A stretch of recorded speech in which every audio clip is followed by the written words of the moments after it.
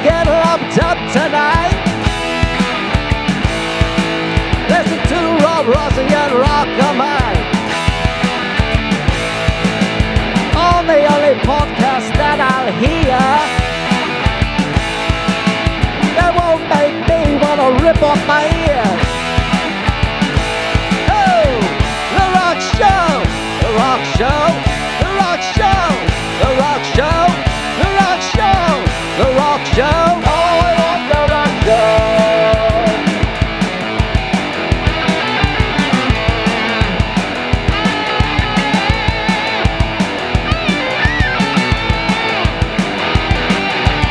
The Rock Show, the Rock Show, the Rock Show, the Rock Show, the Rock Show, the Rock Show.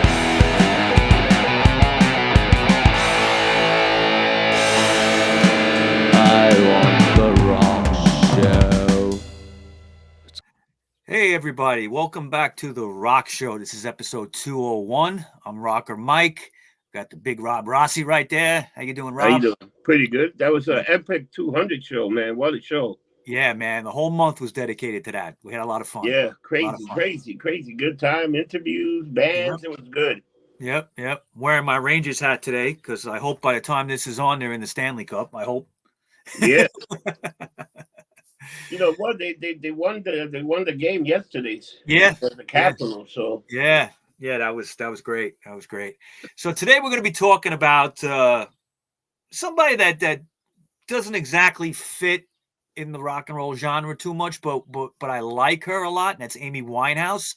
I'm doing this show because she had this, rebellious attitude and stuff that I was attracted to, and a beautiful voice, and it's such a tragic story. She's part of the 27 Club, unfortunately. Crazy. Yeah. And of course, in May, the film came out about her, which I will see and do a review on or something, I'm sure. The Bob Marley movie came out. It's on streaming right now. That was excellent. I saw it when it came out in the movies, and I also streamed it. It was excellent. I think I'm going to watch it, then we can talk about it. All right. Sounds good. All right. So today is episode 201, and we're talking about Amy Winehouse. Now, who was Amy? Amy was a young girl with a beautiful voice that, when she came on the scene and I started hearing things about her, I was like, this girl's not going to last. This girl's not going to make it. And I mean that with all due respect. It's just you could kind of tell with her that there was this like fatalistic ending going to be happening. It reminded me of Johnny Thunders in a lot of ways. Yeah. Oh, she really deteriorated in the last couple of years, but never lost her voice. And sadly, I don't think she ever got to the States. Everything was in the UK. I mean, she made 2 albums. Yeah. And the album called Frank and Back to Black, which is an epic album. Of course, there's been some other things that have come out since, like B-sides and, other material. But really, those were the 2 official albums. All right, so let's get into her early life a little bit. She was born on September 14th, 1983. Her full name was Amy Jade Winehouse. She was born in Gordon Hill, Enfield, which is in the UK, to Jewish parents. She was of Jewish descent. Now, her father and mother were pretty much blue-collar working-class people. Her father, Mitch Winehouse, used to install window panels, and he also drove a taxi. And her mother, Janice Winehouse, was a pharmacist. So she came from a working-class background. Her great-great-grandfather's name was Harris Winehouse. He originally came to London from Belarus. So she has like a Eastern European background. Now, she had an older brother born in 1979 named Alex. And the family lived in the London's Southgate area for most of her life. She attended a school called the Osage Primary School. And then secondary school was called the Ashmole School. She also, her parents made her go to Jewish Sunday school, which she didn't like. She never liked it. She never felt very close to her Jewish roots too much. She admitted to just going to temple on Yom Kippur, and that was about it. Out of respect, basically, she did it. Now, her house had a bit of a musical background to it. Her maternal uncles were professional jazz musicians. Amy's paternal grandmother, Cynthia, had been a singer and had dated the English jazz saxophonist Ronnie Scott. She and Amy's parents influenced Amy's interest in jazz. She had a very big interest in jazz. Her father, Mitch, used to often sing Sinatra songs to her. And she was known as a little bit of a rebellious kid in school. She'd get jammed up, and when the teachers would send her down, I guess, to the principal's office, so they would call it the headmistress office, she would sing Sinatra's "Fly Me to the Moon" as she was being escorted. You know what? She did have a great voice. If you heard, like, Oh, especially beautiful. the rehab, I don't want to go to rehab. Yeah. That's still the iconic song, and it's pretty much what finished her off too.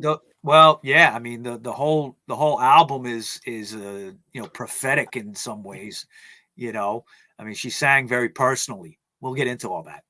Yeah, you know what? You know what's the funny thing? With her, like you say, you can see the rise and fall right away. Like it was like she got up real quick, and when she went to the 50th Grammy, all that stuff, there was a lot of things going on. But man, she was fucked up. Yeah, I mean, she was getting into some heavy drugs, and when you're doing crack, it's like, Oh man. But I don't want to, there's a lot to talk about here. We'll get into her drugs and stuff like that too. But now, and when she was 9 years old, her parents sadly separated, and she would live with her mother and also would stay with her father at times. Okay.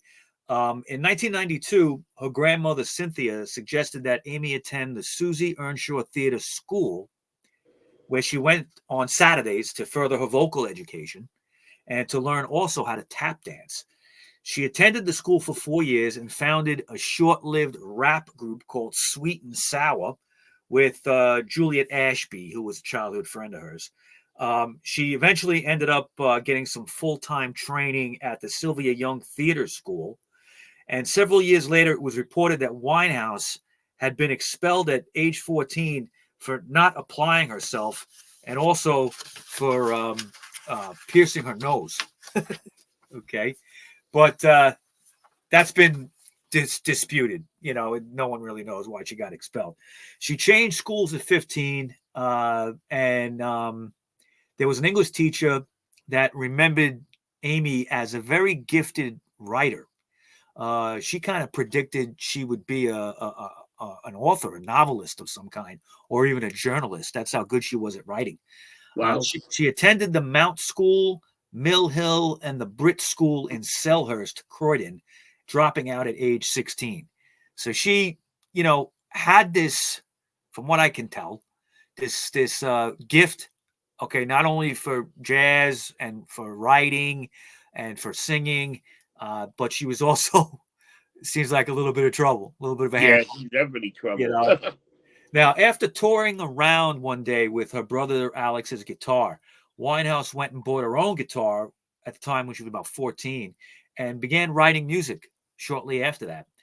Soon after, she began working for a living as an entertainment journalist for the World Entertainment News Network and also singing with local group The Bolsha Band. In July of 2000, she became the featured female vocalist with the National Youth Jazz Orchestra. At home, she learned from and practiced singing songs by Frank Sinatra, Dinah Washington, Sarah Vaughan, and Minnie Riperton, singers who she said will get under the song. That's what she quoted, and remake it as their own rather than sing it straight as written. Winehouse's best friend, soul singer Tyler James, sent her demo to an A&R person at that time. That's what got her started, I guess. Yeah, right? Basically, yeah. I mean, her demo, she made it a cheap demo and shopped it around. It would all kind of begin for her in 2002 when she was signed to Simon Fuller's 19 Management. That was the name of the company. She was paid £250 a week against any future earnings. So she was getting paid even though she wasn't doing anything, but they were grooming her. Okay. Now, while being developed by this management company, Winehouse was kept as a total secret to the recording industry. Okay. She was a regular jazz standard singer at the Cobden Club. Okay.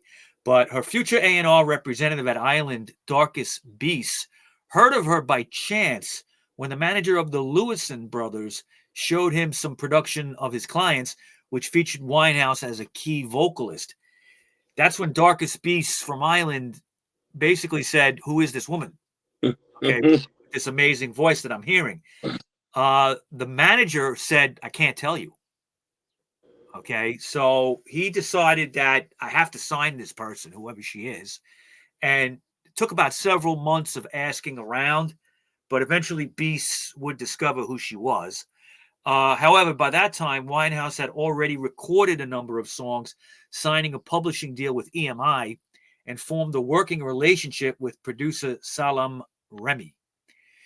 Beese introduced Winehouse to his boss, Island head Nick Gatfield, who shared his enthusiasm in signing the young artist.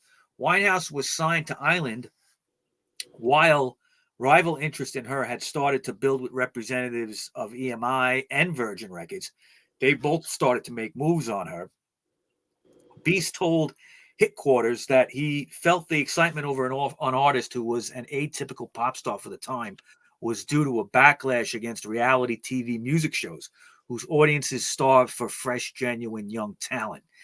She definitely was an atypical pop star person. So Winehouse's debut album, which is called Frank, was released on October 20th, 2003. Produced mainly by Salam Remy, many songs were influenced by jazz, and apart from the two covers, Winehouse co-wrote every song. The album received critical acclaim, with compliments given to the cool critical gaze in its lyrics. Winehouse's voice was compared with those of Sarah Vaughan and even Macy Gray, among others. You could compare her to Macy Gray. Yes. I agree with that. They're very similar, like the style of singing. Yeah, very, deep, breathy kind of voice. Yeah. The album Sultry, very salty. What were you saying? Very salty. Salty, gravelly. Yeah. The album entered the upper reaches of the UK album charts in 2004 when it was nominated for the Brit Awards in the categories of British Female Solo Artist and British Urban Act. It went on to achieve platinum sales. Now, later in 2004, she and Remy won the Ivor Novello Award for Best Contemporary Song for their first single together called Stronger Than Me. The album was also shortlisted for the 2004 Mercury Music Prize. In the same year, she performed at the Glastonbury Festival on the Jazz World stage, and the V Festival and the Montreal International Jazz Festival. After the release of the album, Winehouse commented that she was only 80% behind this album because Island Records had overruled her preferences for the songs and the mixes. Okay? Wow. Yeah, they kind of took control of that. The furthest singles from the album were Take the Box, In My Bed / You Sent Me Flying, and Pumps / Help Yourself. This would be, I think, a very good debut record. Okay, I've heard it. It's a good album. Yeah. But now we're going to get into the meat and potatoes here because Back to Black is coming, and you just can't touch that album. It's fantastic. That is a great album. Yeah. And what one thing I love about, I'll just mention quick when we get into it, is it crosses all kinds of boundaries. Okay, I think it could even be an alternative rock album, or a jazz album, obviously, or it could be anything, man. Album. There's a lot of different genres. Yeah, I mean, it's just she cuts across with this album so many different genres. I mean, she even got into ska, and stuff like that. She was, doing Monkey Man that was done by Toots and the Maytals. Great stuff. Anyway, so after the release of her first jazz-influenced album, Winehouse's focus shifted to the girl groups of the 50s and 60s. Winehouse hired New York singer Sharon Jones' longtime band, the Dap Kings, to back her up in the studio and on tour. Mitch Winehouse, her father, relates in Amy, My Daughter, his book, how fascinating watching her process was, her perfectionism in the studio, and how she would put what she had sung on a CD and play it in his taxi outside to know how most people would hear the music. In May 2006, Winehouse's demo tracks, such as You Know I'm No Good and Rehab, appeared on Mark Ronson's New York radio show on East Village Radio. East Village Radio, Rob. Okay. Yeah. These were some of the first new songs played on the radio after the release of Pumps, and both were slated to appear on her second album. The 11-track album, completed in 5 months, was produced entirely by Salam Remy and Ronson, with the production credits being split between them.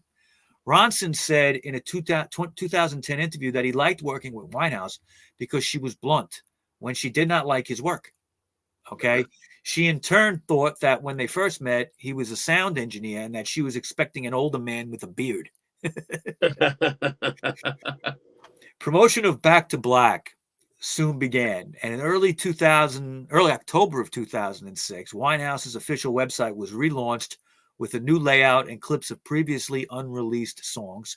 Back to Black was released in the UK on October 30th, 2006, and it went to number 1 on the UK album charts for 2 weeks in January 2007, Wow. dropping and then climbing back for several weeks the next month in February. In the US, it entered at number 7 on Billboard 200, and it was the best-selling album in the UK of 2007, selling 1.85 million copies over the course of the year. The first single released from the album was the Mark Ronson-produced Rehab, as you mentioned before. The song reached the top 10 in the UK and the US. Time magazine named Rehab the best song of 2007. Writer Josh Tyrangiel praised Winehouse for her confidence, saying, "What she is mouthy, funny, sultry, and quite possibly crazy. And it's impossible not to be seduced by her originality. Combine it with production by Mark Ronson that references 4 decades worth of soul music without once ripping it off, and you've got the best song of 2007. I think that's a perfect blurb right there about that song. Okay, perfect. The album's second single and lead single in the US was You Know I'm No Good. That's a great song too. Yeah, I love when she's talking about getting caught with carpet burns on her because she's getting nailed on the floor. Yeah. Those lines are great. I know. That was released in January of 2007 with a remix featuring rap vocals by Ghostface Killah. It ultimately reached number 18 on the UK singles chart. The title track, Back to Black, was released in the UK in April of 2007 and peaked at number 25, but was also more successful across mainland Europe.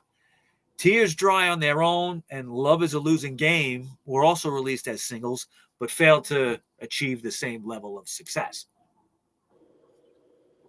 Now, a deluxe edition of Back to Black was also released on November 5th, 2007 in the UK. The bonus disc featured B-sides, rare and live tracks, as well as the song Valerie, which great, it's a great tune. Winehouse's debut DVD, I Told You I Was Trouble, live in London, was released the same day in the UK and on November 13th in the US. It includes a live set recorded at London's Shepherd's Bush Empire and a 50-minute documentary charting the singer's career over the previous 4 years. Frank was then released in the United States, the first album, on the 20th of November 2007 to positive reviews. It had never been released in the US. The album debuted what's that? I thought that was wild. Yeah, they held it back. Yeah. The album debuted at number 61 on the Billboard 200 charts.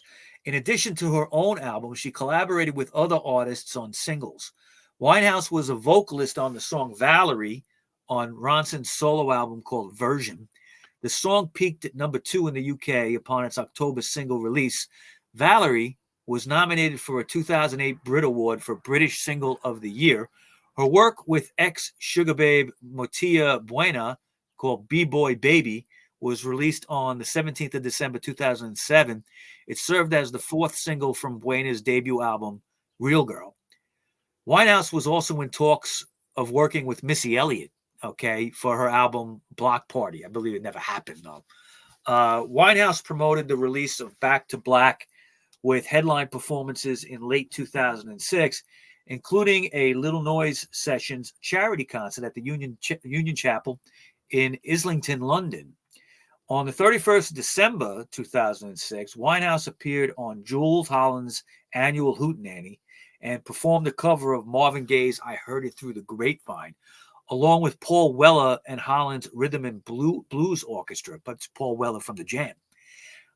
She also performed Toots and the Maytals' Monkey Man at his request. Actor Bruce Willis introduced Winehouse before her performance of Rehab at the 2007 MTV Movie Awards in Universal City, California. And that was on June 3rd, actually, of 2007. I remember that. During the summer of 2007, she performed at various festivals, including Glastonbury Festival and Lollapalooza in Chicago. One of the very few American appearances she ever really gave. The rest of her tour, however, did not go as well. In November 2007, the opening night of a 17-date tour was marred by booing and walkouts at the National Indoor Arena in Birmingham. A critic for the Birmingham Mail said it was one of the saddest nights of my life. I saw a supremely talented artist reduced to tears, stumbling around the stage and unforgivably swearing at the audience. Other concerts ended similarly. For example, fans at her Hammersmith Apollo performance in London saying that she looked highly intoxicated throughout, until she announced on the 27th of November of 2007 that her performances and public appearances were canceled for the remainder of the year, citing her doctor's advice to take a complete rest. A statement. I think she was under a lot of pressure, and she was getting lumped up. Album and touring and being on the road. I think took a tour, then she would just get fucked up. Yeah, she was. I think she had relationship problems, and there was a lot going on with her. Yeah. So, a statement issued by concert promoter Live Nation blamed the rigors involved in touring and the intense emotional strain that Amy has been under in recent weeks for the decision. Mitch Winehouse wrote about her nervousness before public performances in his 2012 book, Amy, My Daughter. Yeah, she was known to have stage fright. Yeah. On January 13th, 2008, Back to Black held the #1 position on the Billboard Pan-European charts for the third consecutive week. On February 10th, 2008, Winehouse received 5 Grammy Awards, winning in the following categories: Record of the Year, Song of the Year, Best Female Pop Vocal Performance for the single Rehab, and Best Pop Vocal Album. So she's, raking them in with this. The singer also earned a Grammy as Best New Artist, earning her an entry in the 2009 edition of the Guinness Book of World Records for most Grammy Awards won by a British female act. Additionally, Back to Black was nominated for Album of the Year. Ronson's work with her won the Grammy Award for Producer of the Year in the non-classical category. She ended her acceptance speech for Record of the Year with, "This is for London because Camden Town ain't burning down," in reference to the 2008 Camden Market fire. Performing You Know I'm No Good and Rehab via satellite from London's Riverside Studios at 3 a.m. UK time, she couldn't be at the ceremony in Los Angeles because she couldn't get a visa. Okay. Oh, shit. Some issues there getting it supposedly wasn't processed in time, but who knows what that was about. So after the Grammys, the album's sales increased, catapulting Back to Black to #2 on the U.S. Billboard charts after it initially peaked in the 7th position. Okay, and it came back on at #2. So on February 20th, 2008, Winehouse performed at the 2008 Brit Awards at Earl's Court in London, performing Valerie with Mark Ronson, followed by Love is a Losing Game. She urged the crowd to make some noise for my Blake. Okay, Blake is, who was Blake? What was her husband's name? Ray, right? Or something like that. Yeah, something. I don't know who Blake was. A special deluxe edition of Back to Black topped the UK album charts on March 2nd, 2008. Meanwhile, the original edition of the album was ranked at number 30 in its 68th week on the charts, while Frank charted at number 35. In Paris, she performed what was described as a well-executed 40-minute set at the opening of a Fendi boutique in early March. By March 12th, the album had sold a total of 2,467,575 copies. 318,350 copies had been sold in the previous 10 weeks, putting the album on the UK's top 10 best-selling albums of the 21st century. So, Mike, Blake was her husband from 2007 to 2009. That's right. That's right. I forgot But that. she also had Ray Travis. Yeah. Our relationships were definitely a little nuts. So on April 7th, Back to Black was in the top position of the Pan-European charts for the 6th consecutive and 13th aggregate week. Amy Winehouse, The Girl Done Good, a documentary review, is a 78-minute DVD that was released on the 14th of April, 2008. The documentary features interviews with those who knew her at a young age, people who helped her achieve success, jazz music experts, and music and pop culture specialists. At the 2008 Ivor Novello Awards in May, Winehouse became the first ever artist to receive 2 nominations for the top award, Best Song Musically and Lyrically. She won the award for Love is a Losing Game and was nominated for You Know I'm No Good.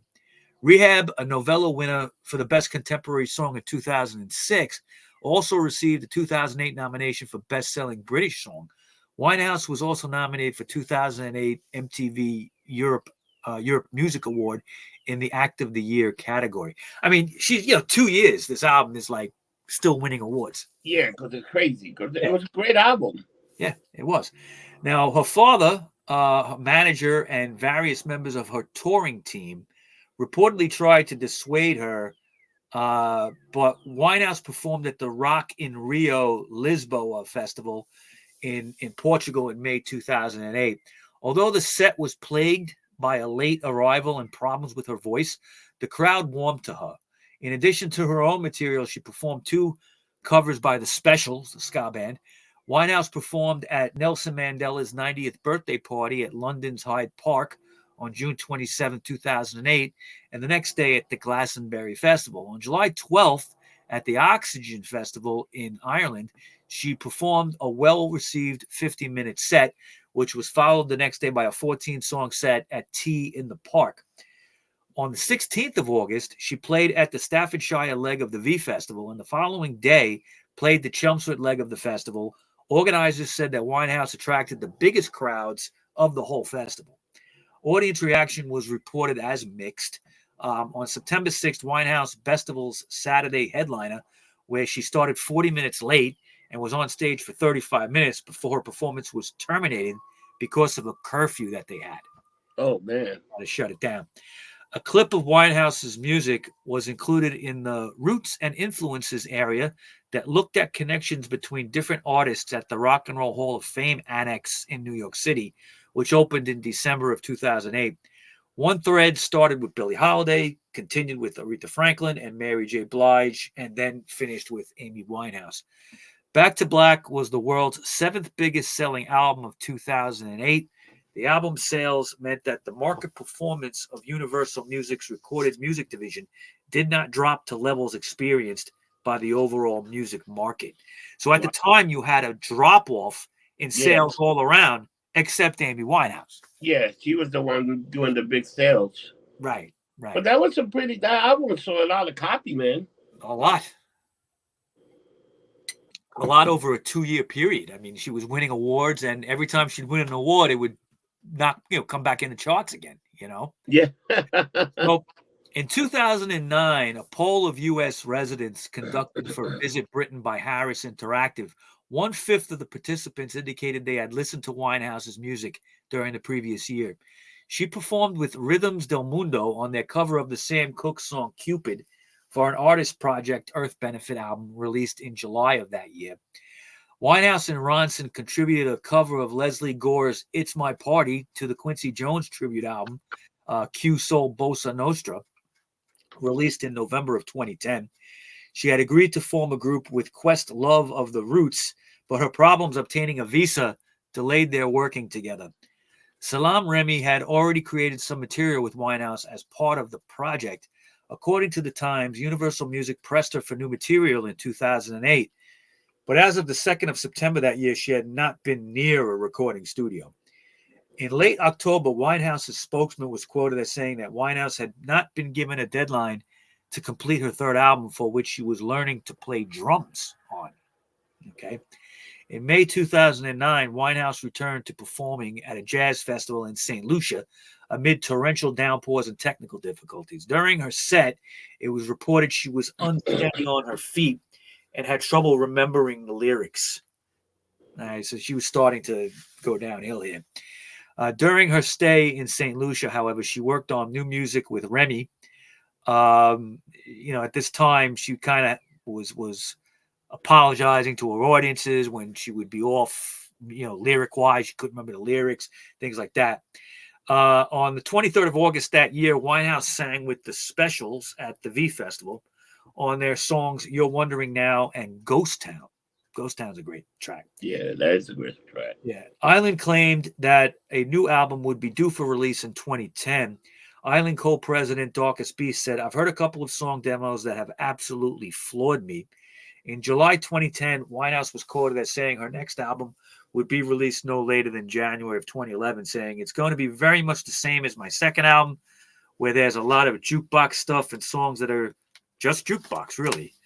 Ronson, however, said at that time that he had not started to record the album. She performed Valerie with Ronson at a movie premiere, but forgot some of the song's lyrics. In October, Winehouse performed a 4-song set to promote her fashion line. In December 2010, she played a 40-minute concert at a Russian oligarch's party in Moscow, with the tycoon hand-selecting the songs. In January of 2011, Winehouse played 5 dates in Brazil with opening acts of Janelle Monáe and Meyer Hawthorne, while performing in Florianopolis. Winehouse forgot the lyrics of her song several times and had to be aided by the public and her band. During the concert, she only drank from a water bottle, but even so, on 2 occasions, she left the stage in the midst of the show for a period of circa 5 minutes. Upon her return, the crowd showed strong compassion for her and praised Winehouse for continuing the performance. The following month, she cut a performance in Dubai short, following booing from the audience. Winehouse was reported to be tired, distracted, and tipsy during the performance. A little tipsy. She was getting fucked up, man. Getting lumped up. She was probably going to the back and fucking doing line or something just to be able to come back. Something. Who knows? A hit or something. On June 18th, 2011, Winehouse started her 12-leg European tour in Belgrade. Local media described her performance as a scandal and disaster. She was booed off the stage due to her apparently being too drunk to perform. Serbian Defense Minister Dragan Šutanovac called Winehouse's performances a huge shame and a disappointment. It was reported that she was unable to remember the city she was in, the lyrics of her songs, or the names of the members of her band. The local press also claimed that Winehouse was forced to perform by her bodyguards, who did not allow her to leave the stage when she tried to do so. She then pulled out of performances in Istanbul and Athens, which had been scheduled for the following week. On June 21st, it was announced that she had canceled all shows of her tour and would be given as long as it takes to sort herself out. I remember all this being played out in the fucking National Enquirer and everything. Remember all that? Like, it was the gossip pages, everything that she was going through. Her last public appearance took place at Camden's Roundhouse on July 20th, 2011, when she made a surprise appearance on stage to support her goddaughter, Dion Bromfield, who was singing Mama Said with The Wanted. Winehouse died 3 days later. Her last recording was a duet with American singer Tony Bennett for his album Duets 2, released on September 20th, 2011. Their single from the album Body and Soul was released on September 14th, 2011 on MTV and VH1 to commemorate what would have been 28th birthday. Hey, where are you, man? You back? Yeah, how you doing? Can you hear me? Yeah. We lost you there Freaking for a Nick minute. called me again. Oh, he's got to stop. You got to Dude, send him a he's like, text. and I got do not disturb on, which drives me crazy. Send him a text every time we're about to. Yeah, All right. So that was like 33 minutes in. You got to fix that. yeah. So well, the last thing I heard before he went out, we were talking about fuck. No, she died. Okay, and the single from the album "Body and Soul" was released on September 14, 2011 on MTV, and VH1 would commemorate what would have been her 28th birthday. A couple of things here. We'll get into, a But little she bit was like more. going in and out of rehab, wasn't she? Well, this thing Yeah, was happening. yeah. Um, But it also seemed that she was also doing a lot of touring and she probably had the stage fright. And what happened was she would get high to be able to overcome the stage fright. I think that's what it was. And, she was having relationship problems and things like that. Okay. We'll get into that now. Like, she dated chef musician Alex Clare in Yes. 2006.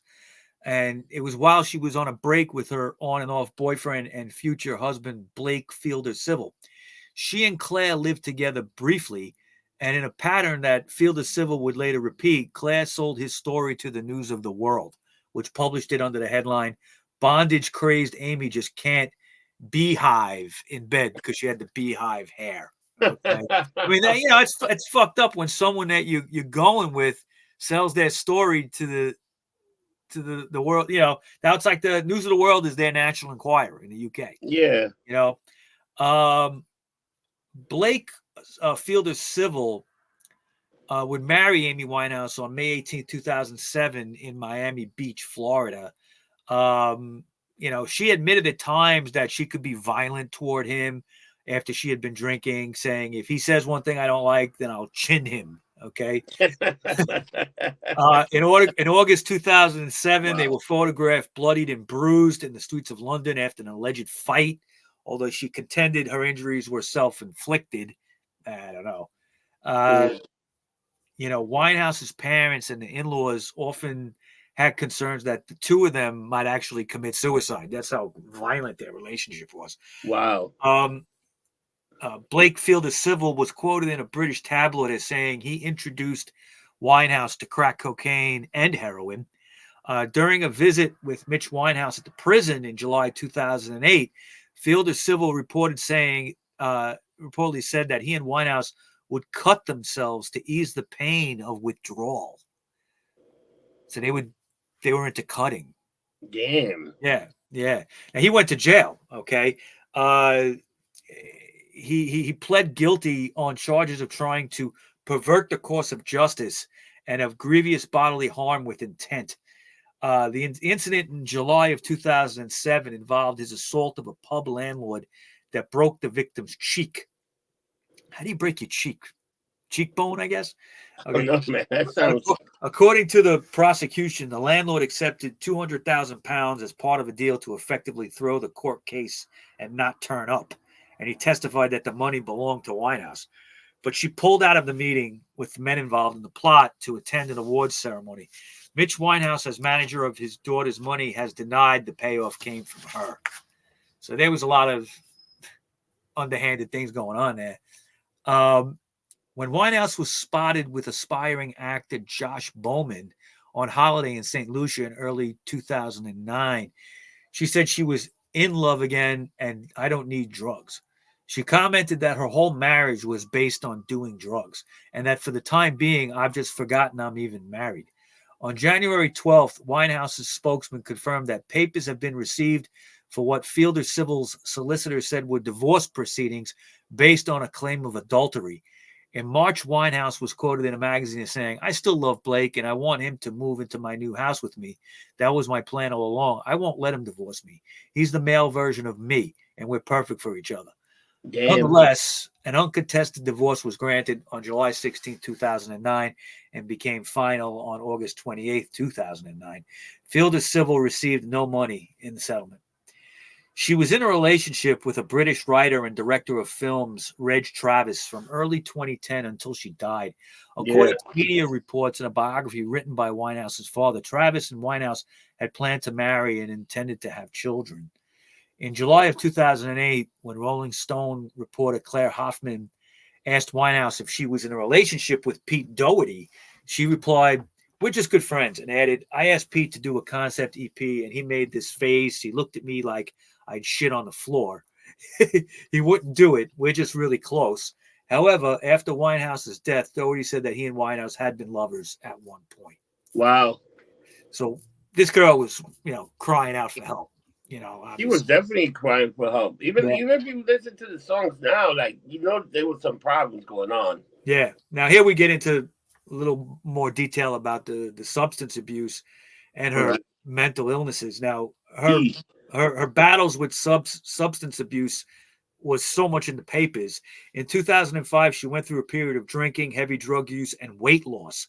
People who saw her during the end of that year in early 2006 reported a rebound that coincided with the writing of Back to Black. Her family believed that the mid-2006 death of her grandmother, who was a stabilizing influence, set her off into addiction. In he, August, her grandmother was backing her career from the beginning, yeah. In August 2007, Winehouse canceled a number of shows in the UK and in Europe, citing exhaustion and ill health. She was hospitalized during this period for what was reported as an overdose on heroin, ecstasy, cocaine, ketamine, and alcohol. Holy shit. She washed it all down with a drink. In various interviews, she admitted to having problems with self-harm, depression, and eating disorders.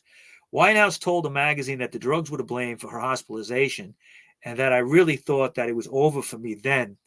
Soon afterwards, Winehouse's father commented that when he had made public statements regarding her problems, he was using the media because it seemed the only way to get through to her. In an interview with the Album Chart Show on British television, Winehouse said she was manic depressive and not alcoholic, adding that sounded like, an alcoholic in denial. But a U.S. reporter writes that Winehouse was a victim of mental illness in a society that doesn't understand or respond to mental illness with great effectiveness. She may have suffered from personality disorder, borderline personality disorder. Some people that knew her thought she had those symptoms. She would talk about suicide. She was into self-cutting, chronic feelings of depression and boredom, and very unstable. She was examined shortly before her death by a psychiatrist and psychologist, and doctors recommend that she undergo dialectical behavior therapy. Jesus Christ. Yeah, DBT is based on the biosocial theory of mental illness and is the first therapy that has been experimentally demonstrated to be generally effective in treating borderline personality disorders. Isn't that when they give you, it's like an acid, like an LSD type thing, Yeah. DBT, right? Isn't that when they say that helps people with Wow. certain mental illnesses? But think about how bad you got to be that you got to get that. Yeah. I don't want to make this whole show about her being a mess, but it's obvious, and it's just a shame, really. She ended up in 2008. She ended up with early stages of emphysema. Okay, and that was due to her crack cocaine use. Yeah. How much crack are you doing that you end up burning your lungs out like that? That's crazy, man. That is crazy. On top of other shit. She could have been smoking heroin too. Who knows? You could smoke it. Who knows? Now, Winehouse's bodyguard said that he had arrived at her residence 3 days before her death and felt that she had been somewhat intoxicated. He observed moderate drinking over the next few days and said she had been laughing, listening to music, and watching TV at 2 a.m. the day of her death. At 10 a.m., on July 23rd, 2011, he observed her lying on her bed and tried unsuccessfully to rouse her. This did not raise much suspicion because she usually slept late after a night out. According to the bodyguard, shortly after 3 p.m., he checked on her again and observed her lying in the same position as before. leading to a further check in which he concluded that she was not breathing and had no pulse. He said he called emergency services. At 3:54, 2 ambulances reached Winehouse's home in Camden, London. Winehouse was pronounced dead at the scene. Shortly afterwards, the Metropolitan Police confirmed that she had died. Yeah. Her death at the age of 27 prompted media comparisons to other musicians' deaths at the same age, collectively named the 27 Club. After her death was announced, media and camera crews appeared near Winehouse's residence. Forensic investigators entered the flat as police cordoned off the street outside. They recovered 1 small and 2 large bottles of vodka from her room. After her death, the singer broke her second Guinness World Record for the most songs by a woman to simultaneously appear on the UK singles chart with 8. Wow. Whenever you die, your stuff always charts again. Yes. A coroner's inquest reached a verdict of what they called misadventure. The report released on October 26, 2011, explained that Winehouse's blood alcohol content was 416 milligrams per 100 milliliters. At the time of her death, more than 5 times the legal drink drive limit. According to the coroner, the unintended consequence of so much drink was her sudden and unexpected death. Basically, she died of alcohol poisoning. And you got to really, that's hard to do. Usually there's some other, I remember Bon Scott from AC/DC died of that, right? Yeah. He was also drinking in his car. He had a Rolls Royce, passed out. They found him in the car, drinking. He had drank himself to death, but it was also like 20 degrees outside. So there was like a coldness factor to it that caused him to die. I don't know how she drank herself to death 5 times the legal limit. That's insane, man. That blood. She must have drank the 2 large bottles and the small one. Yeah. That's I don't know how that's very, you got to have an incredible tolerance to get to that point. Because I know I'll drink it and I'll just stop. I can't drink no more. You know what I mean? Yeah, you get to a point that you're like, I can't do it no more. That's what happened to me. I get to a point, you black out too. Yeah, you'll just pass out. But it's terrible. I mean, she got to that point. Her funeral, was a private funeral held on July 26, 2011. At the Edgwarebury Lane Cemetery in North London. Her mother and father, close friends Nick Grimshaw and Kelly Osbourne, producer Mark Ronson, goddaughter Dion Bromfield, and her boyfriend Reg Travis were among those in attendance at the private service led by Rabbi Frank Hellner. Her father delivered the eulogy, saying, "Good night, my angels, sleep tight. Mommy and Daddy love you ever so much." Carole King's "So Far Away" closed the service with mourners singing along, as it was one of Winehouse's favorite songs. She was later cremated at Golders Green Crematorium.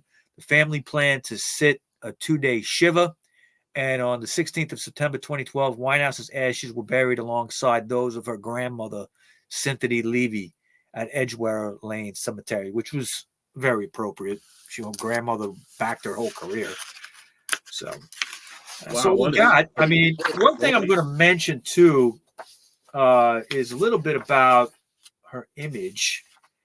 I think her image was so much a part of, of who she was. That beehive haircut, that she came up with was really, her love of 60s girl groups like the Ronettes. Oh, yes. Okay.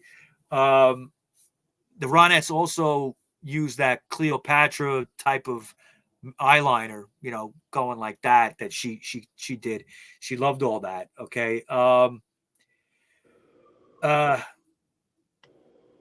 Basically, she took that look and then combined it with a, tattoos and things. She had this kind of like old school and then punk kind of look. Okay. With this beautiful jazz sound. Voice, yeah. It really was beautiful. It says here that there's a quote. It says she was a 5'3" almanac of visual reference, most famously to Ronnie Spector of the Ronettes, but also to the white British soul singer Mary Wilson. less famous for her sound than her beehive, to the punk god Johnny Thunders, to the fierce Council House Chicks, and to a lineage of bad girls extending from Cleopatra to Louise Brooks Lulu, and including Salt and Pepper, to irresistible man traps that always seem to come to the same unfortunate end. Okay, that was a New York Times style reporter Guy Trebe made Well, that made wow. that made that quote about her after she died. And I she was striking looking, and beautiful, and also just the voice. I mean, you could just close your eyes and listen to it, and it's just Yeah, her amazing. voice was like Yeah, pretty. Like, she had that haunting, nice, beautiful voice. yeah, yeah. So, all right, so that's what we got. Amy Winehouse. Wow, Mike, what a story, man! That was like she went two incredible albums. Just a few years, and she was gone, Fuck, and still the biggest selling artist in the UK in the that's 21st insane. century. Yeah, that's Still, insane. With all the artists that been in the we're, UK, we're, we're, we're 20 we're 24 years in, and she's still the biggest, and she's wow, been that's dead. crazy, She's been, crazy. she's been dead since 2011. Yes, wow, and it's 2024 now. She's still number one, right? Yep. I Yeah. remember I remember where I was. Do you remember where you were when she died, when you heard it? Oh man, I think I was home somewhere just hanging out. I was I was working in Jekyll and Hyde's on Oh 7th shit! Avenue. I was fixing their phone line, and I had finished, and I was having a little cocktail with the owner. He's like, "You want a drink?" I said, "Yeah, what the hell?" So never turned out a free drink. And all of a sudden it came on the news right there. Wow, We were watching TV. Holy shit. I mean, as much as you kind of saw it coming, it was still a shock. it was a shock. I mean, because it was a shock because she was like, they never finished that third album, right? It was never released. No, no. I mean, there was, she did a great version. Stuff's come out over the years, Yeah. things that she recorded but never put out. Uh, she did a great version of the Shirelles "Will You Love Me Tomorrow." Oh shit. Yeah, and she did it like almost like a James Bond sounding. I think there was talk of her using they were going to use her for a Bond movie. There was talk of that. I think when she, had to do the theme to a Bond movie, you know. Yeah, I think she was. She was doing something with the bombs. I I don't think think it never materialized, right? it never materialized. Yeah, because there was a lot of talk about her. Yeah, doing a song, Yeah, but yeah, it never happened. and I think she passed away before they could do it. Yeah, crazy, Yeah. crazy. So, all right. So that's Amy Winehouse. I hope everybody liked it. Yeah, that was an excellent episode. There was a lot of stuff that I didn't know that thing about her cutting herself. That was Yeah, weird. yeah. I mean, that's a phenomenon you hear about today. It's strange, Yeah. So where can we find you, Rob? If anybody wants You to can find find you. me anywhere on social media, Facebook, Instagram, and Getting Locked Up website and the Getting Locked Up YouTube channel. Remember to subscribe to the channel. Hit that like button and let us know how much you love us. And That's you, right. Mike? You can find me. I'm on Facebook as Rocko Mike, and then also on the Rockshow podcast group page on Facebook as Rocko Mike. You can find both of us there. If you're looking for me on X, formerly Twitter, uh, Instagram, I'm Rocker Mike 212 on both of those. If you want to find me on Truth Social, Getter, Cloud Hub, MeWe, just look for Rocker Mike. Basically, Google Rocker Mike, you'll find me. Except on Yeah. Facebook, where they don't let me be Rocker Mike. I'm Rocko Mike, but it's all good. It's still me.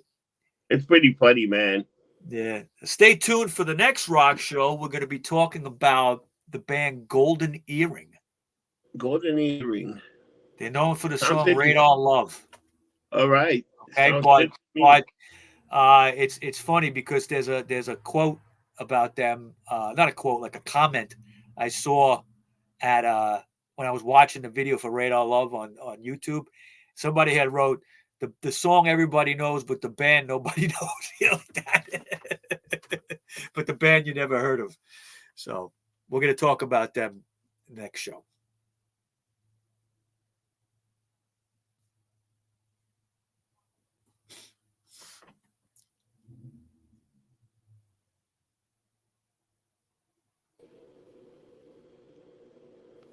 Nick again. Nick again. The guy's a knucklehead. Yeah, I'm gonna have to call him. Yeah, you got to tell him before we do. Yeah, I'm gonna tell him. Okay, so you want to end it? Just yeah. All right. So what do we say at the end of every show, Rob? Don't get drunk. Get lumped up. We'll see you next time. Take care, people.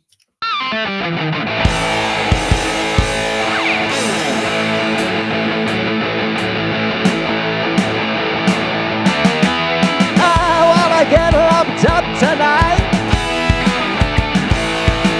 Listen to Rob Rossi and Rock'n'Mine on the only podcast that I'll hear. It won't make me wanna rip off my